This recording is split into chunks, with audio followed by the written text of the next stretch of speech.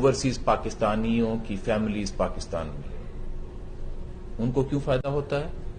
کیونکہ ہمارے اوورسیز پاکستانی، ہمارے بھائی بہن جو ان ملکوں سے ریمیٹنسز اپنے محنت اور مشقت سے پیسے بھیج رہے ہیں، اس کی جو تعداد ہے وہ بڑھتی جا رہی ہے ایکسچینج ریٹ کی وجہ سے۔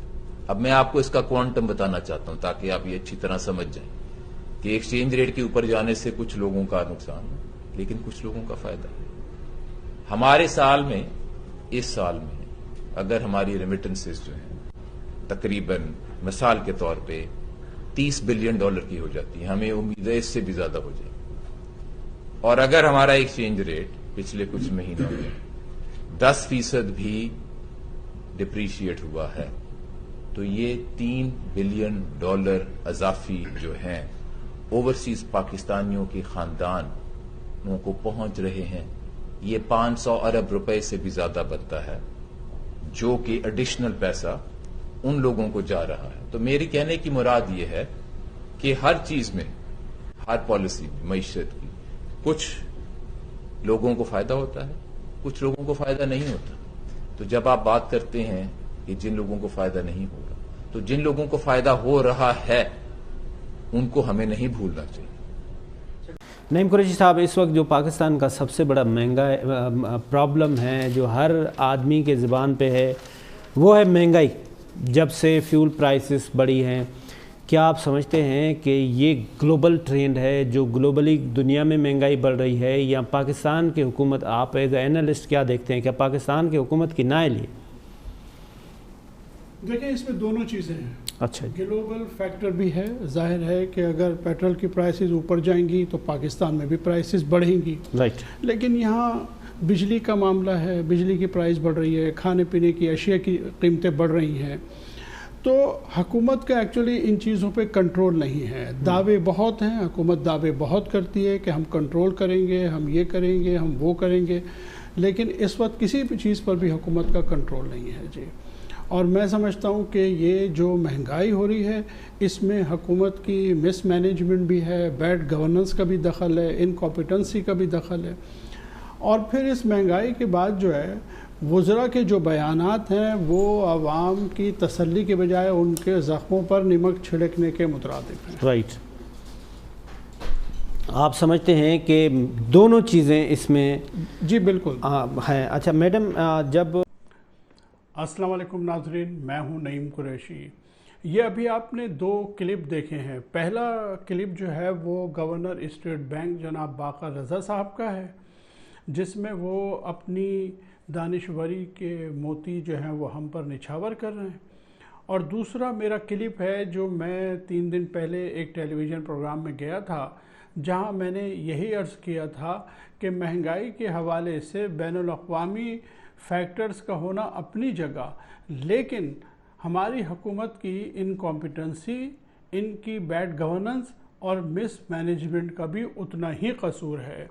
اور اب گورنر اسٹیٹ بینک کے اس اسٹیٹمنٹ سے بھی یہ ثابت ہو گیا کہ اتنی بڑی پوسٹ پر موجود اور جو آدمی اکانومسٹ ہونے کا دعویٰ کرے وہ معیشت کی بنیادی چیز کو بھی نہیں سمجھ پا رہا، اور وہ ہمیں یہ بتانا چاہ رہے ہیں کہ اگر ڈالر کا ریٹ بڑھے گا تو ان اے وے کچھ لوگوں کو فائدہ ہے۔ حقیقت یہ ہے کہ پاکستان میں اوورسیز پاکستانیوں کے حوالے سے جو انہوں نے بات کی ہے، پاکستان میں تقریباً 3.5 کروڑ گھرانے ہیں، اور 50 کروڑ گھرانے ایسے ہیں جن کے افراد باہر ہیں اور وہ کچھ کما کر پاکستان بھیج رہے ہیں۔ لیکن ظاہر ہے کہ حکومت کا کام یہ تو نہیں ہے کہ وہ 50 لاکھ گھرانوں کے بارے میں سوچے اور یہ سوچ کر خوش ہو جائے کہ انہیں کچھ فائدہ ہے، لیکن 3 کروڑ گھرانوں کا کیا ہوگا؟ دوسری بات یہ ہے کہ معیشت کا ایک اصول یہ ہے، اور ایک ایسی معیشت جو امپورٹ پر ڈیپینڈ کرتی ہے، جو چیزیں آپ باہر سے منگا رہے ہیں، آپ کا بل تو بہت زیادہ ہے، آپ تو 60-70 ارب ڈالر جو ہے اس کی امپورٹ کرنے والے ہیں۔ تو اگر آپ پیٹرول امپورٹ کریں گے، اگر آپ آئل امپورٹ کریں گے، اگر آپ پام آئل امپورٹ کریں گے، اگر آپ پلسز امپورٹ کریں گے، تو آپ کی چیزیں تو خود بخود مہنگی ہوتی چلی جائیں گی. آپ تو مہنگائی پر قابو کسی حال میں بھی پا ہی نہیں سکتے، چاہے کتنی بھی آپ جو ہے وہ سبسڈی دے دیں، لیکن اس کے باوجود آپ اس طوفان کو روک نہیں سکتے. اور ان کے اس بیان کی نہ صرف یہ کہ تمام تجارتی تنظیمیں، Karachi chamber, federation, Lahore chamber اور مختلف چیمبرز جو ہے اس اسٹیٹمنٹ کی نہ صرف مخالفت کر رہے ہیں بلکہ اس کی مذمت بھی کر رہے ہیں. بہت سارے سینئر معیشت داں جو ہیں وہ بھی جو ہے اس پر حیران اور پریشان ہیں. اکبر زیدی صاحب کا میں سن رہا تھا، وہ تو یہ کہہ رہے تھے کہ یہ گورنر ایسا ہے کہ جسے نہ کوئی عقل ہے نہ کوئی سمجھ ہے. تو ایک ایسا شخص کیسے گورنر رہ سکتا ہے جس کے بارے میں بڑے نمایاں اکانومسٹ یہ خیال رکھتے ہیں کہ جسے نہ عقل ہے نہ سمجھ ہے. تو اس اعتبار سے جو ہے وہ آج کا دن جو ہے پاکستانیوں کے لیے بڑا مایوس کن ہے. ہمارے گورنر صاحب کو اتنا بھی اندازہ نہیں ہے کہ معیشت جو ہے وہ کس طرح چلائی جانی چاہیے اور کس طرح چلائی جاتی ہے. یہ مجھے ایسا لگتا ہے کہ بالکل لوگ صحیح کہہ رہے ہیں کہ یہ ایک موٹیویٹڈ، پولیٹیکلی موٹیویٹڈ معاملہ ہے.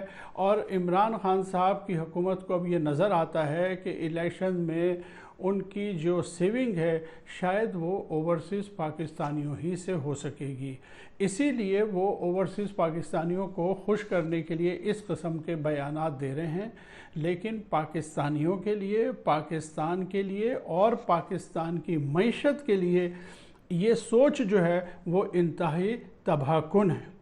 اور بالفرض محال اگر واقعتاً وہ یہ سمجھتے ہیں کہ اس سے پاکستانی معیشت کو کوئی فائدہ ہونے والا ہے، پاکستانیوں کی غربت دور ہو سکتی ہے، مہنگائی دور ہو سکتی ہے، تو پھر 175 ہی کیوں، پھر 275 روپے کا ڈالر کیوں نہ کر دیا جائے. حکومت کو اور عمران خان کو بالخصوص وزیر اعظم پاکستان کو اس بارے میں بہت سنجیدگی سے غور و فکر کرنے کی ضرورت ہے.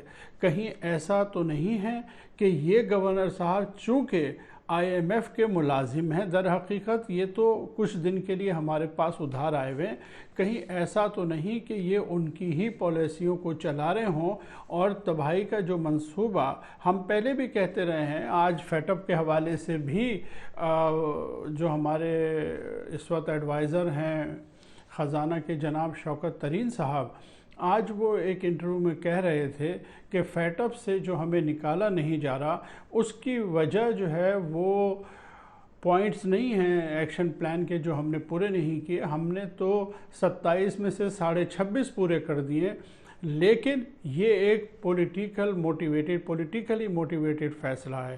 یہ آج شوکت ترین صاحب کا انٹرویو تھا ایک بین الاقوامی چینل کو. تو صورت یہ ہے کہ جہاں ہمارے ایڈوائزر جو ہیں وہ خزانے کے وہ یہ سمجھتے ہوں، تو پھر حکومت کو یہ بات اچھی طرح سمجھ لینی چاہیے کہ یہ تمام گیم جو ہے پاکستان کے خلاف ہو رہا ہے اور عمران صاحب کی ٹیم کے کھلاڑی جو ہیں وہ اس میں ایک کردار ادا کر رہے ہیں.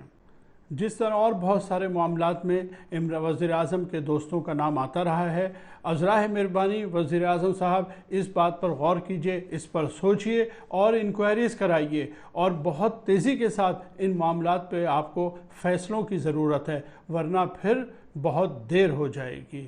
ناظرین، آج تک کے لیے اتنا ہی. آئندہ ویڈیو تک کے لیے اجازت دیجیے. اللہ حافظ.